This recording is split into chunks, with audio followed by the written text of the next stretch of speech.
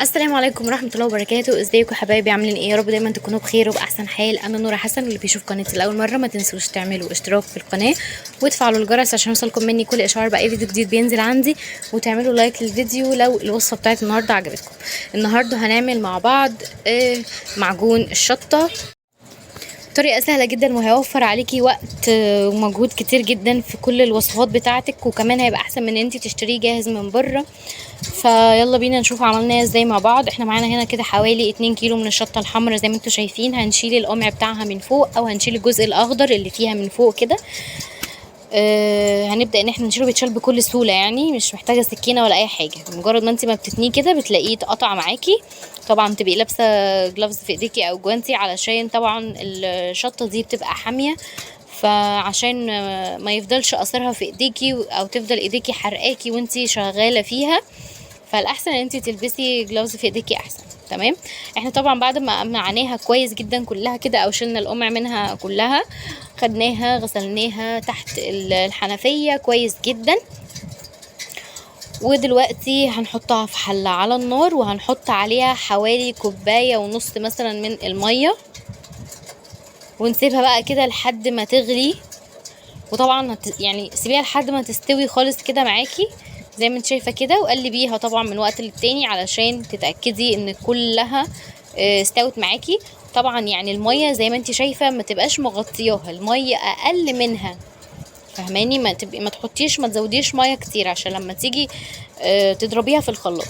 طبعا في ناس بتضربها في الخلاط الاول وهي نيه وبعد كده ترجع تحطها على النار، بس دي طريقه مش صح، او يعني ما يفضلش ان انت تعمليها كده. الاحسن ليها ان هي تتسلق الاول زي ما انت شايفه كده في ميه على النار، تتسلق، تختبريها بايديكي او بشوكه او بمعلقه اي حاجه، بحيث ان انت تشوفيها لو بتقطعت بكل سهوله ولقيتيها خلاص استوت وطريه، نبدا بقى ان احنا نضربها في الخلاط. فتسلقيها وتضربيها في الخلاط احسن من ما انت تضربيها وبعد كده ترجعي تسلقيها. تمام. طبعا بعد ما اختبرناها كده ولقيناها استوت جدا، هناخدها نحطها في الخلاط، وطبعا هي فيها الميه بتاعتها فهيساعدها على الضرب. هتنعميها بقى كده كويس جدا في الخلاط.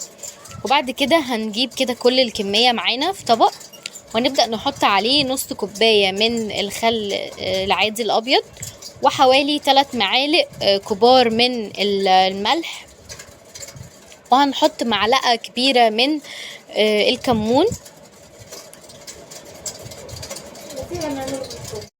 هنقلب بقى كده كل الكلام ده كويس مع بعض.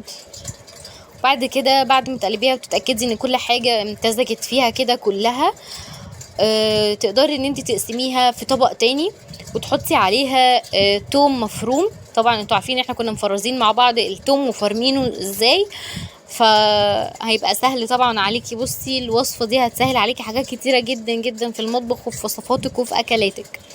فانت اقسمي الكميه بتاعه الشطه دي مثلا لنصين او على حسب استخدامك، وحطي عليها توم مفروم وقلبيها برضو كويس جدا. وممكن تحطي التوم وترجعي تاخديها ضربه تاني في الخلاط عشان تتاكدي ان هي امتزجت تماما، مع ان كده كده يعني التوم بيبقى مفروم فناعم اصلا، والشطه هي ناعمه فالدنيا مظبوطه يعني. بعد كده بقى هتحطيه في علب زي ما انت شايفه كده، وتقدري انت تحفظيه في الفريزر، تطلعي تاخدي منه من معلقه. ممكن تكتبي على كل برطمان بورقه او لزق كده ان ده مثلا بالثوم او ده شطه بس، عشان ما تتلخبطيش لما في استخدامك يعني ليه. تقدري تستخدمي في البتنجان، في كبده، في مكرونه، في سمك، اي حاجه انت حابه ان هي تبقى مشطشطه وسبايسي. وبس كده، ده الفيديو بتاعنا النهارده خلص. يا رب يكون سهل وبسيط وعجبكم كده، والشرح مبسط وسهل.